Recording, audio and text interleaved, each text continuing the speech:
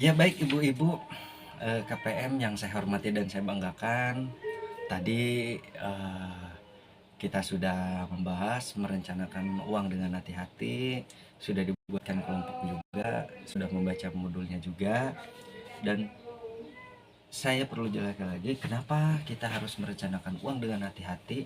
Ya, perlu diketahui ibu-ibu, yang pertama, untuk apa kita meminjam?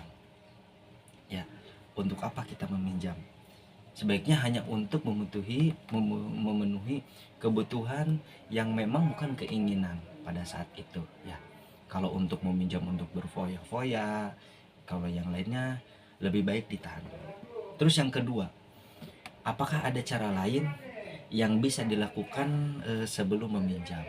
Ya, jadi sebelum ibu-ibu meminjam, perlu pikirkan dulu apakah tidak ada cara lain. Entah itu kita harus apa, menjual yang bisa kita jual atau, ya ibu. Terus perlu dicermati juga ketika kita meminjam, yang ketiga, berapa besar kita perlu meminjam, ya. Eh, jadi seperlunya, ibu. Dan bagaimana kita dapat membayar kembali pinjaman itu. Jadi ketika ibu-ibu sudah meminjam, kita juga harus berpunya pikiran, eh, nanti gimana, ya, nanti gimana untuk membayar utang kita tadi, ya.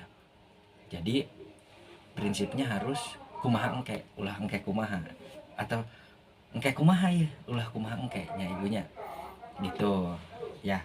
Terus yang terakhir itu kemanakah kita dapat meminjam, gitu, ya.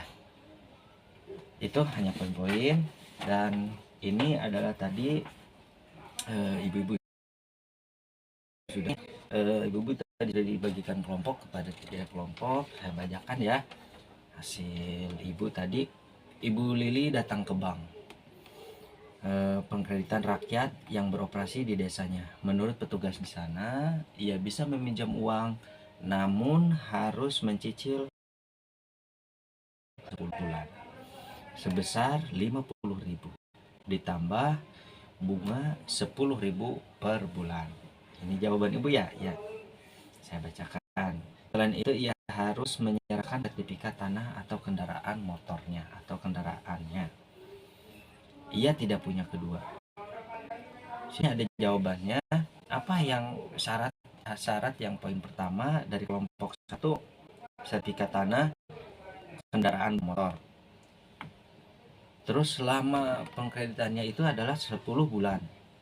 Total pengembaliannya 50.000 ditambah 10.000 kali 10 bulan.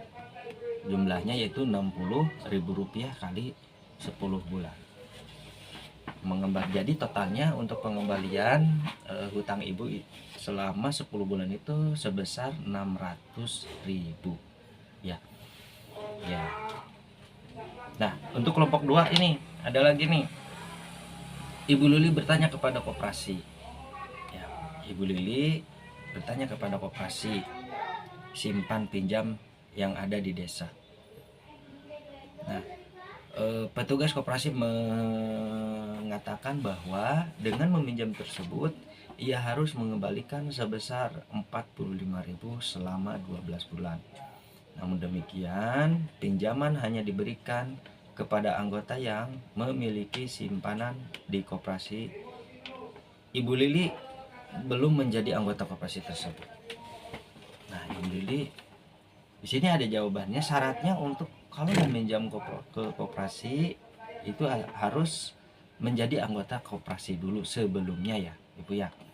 Nah, terus lama pengembaliannya berapa? 12 bulan. Ya. Berarti total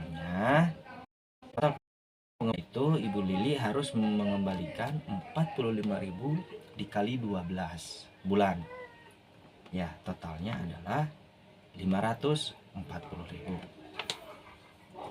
Kelompok 3 saya bacakan ya. Ibu Lili bertanya pada salah seorang tetangganya yang bisa meminjamkan uang. Ia bisa mendapatkan pinjaman tanpa jaminan. Nah, ini salah satu cara juga ya Bu ya. Nah, untuk meminjamnya Ibu Lili 500.000 rupiah. Ia hanya akan menerima uang pinjaman 400 ya. Jadi Ibu Lili meminjam kepada tetangganya 500, tetapi dipotong dulu 50.000 oleh si peminjam. Kemudian ia harus mencicil pengembaliannya sebesar 30.000 per hari. Selama berapa? Ya, selama 20 hari. Baik, ada uraian ini. Ya. Memang syaratnya tidak ada. Di sini ya, betul. Syaratnya tidak ada. Lama pengembaliannya berapa hari? 20 hari. Ya, betul. Nah, totalnya berapa tadi? Total pinjaman. Ya, Ibu Mina? 500 ya, 500.000 ya. Tetapi dipotong oleh si peminjam 50 ya, betul. Jadi 50. Tetapi total pengembaliannya biaya dari awal ditambah total cicilan 50.000 ditambah 30.000 kali 20 hari. 50.000-nya ditotalkan yang tadi dipotong, 30.000-nya itu untuk pembayarannya, untuk cicilannya dikalikan 20 hari. Jadi totalnya berapa? Ibu Juna? Iya, 500.000. Bukan, 650.000. Ya. Nih kelompok 4 nih. Saya bacakan ya. Ibu Lili bertanya kepada kelompok arisan yang diikutinya. Nah, berarti Ibu Lili sebelumnya pernah mengikuti arisan. Ini ada juga cara lain ya. Cara lain. Apakah ada cara lain untuk meminjamkan uang? Ibu Lili bertanya kepada kelompok arisan yang diikutinya. Untuk dapat meminjam, Ibu Lili harus membeli tabungan setengah dari jumlah pinjaman yang diperlukan. Tabungan Ibu Lili sebenarnya mencukupi. Namun atas kebaikan hati anggota arisan, Ibu Lili bisa meminjam uang sebesar 500.000 untuk kebutuhan daruratnya. Untuk itu, Ibu Lili harus mengembalikan sebesar 550.000 dengan jatuh tempo 4 bulan. Nah, baik. Pada kelompok menguraikan, Ibu Lili bertanya kepada kelompok arisannya atau ketua kelompok arisannya untuk meminjam uang ya sebesar 500.000. Nah, itu ya kelompok 4 ya, seperti itu sudah dikerjakan. Terima kasih sebelumnya ya. Kelompok perlu diketahui, jadi ketika ibu-ibu kesulitan dalam keuangan, terus mau minjam ke siapa, tolong ibu-ibu harus diperhatikan dengan cermat atau dengan teliti, atau kudu teliti, kudu pinter-pinter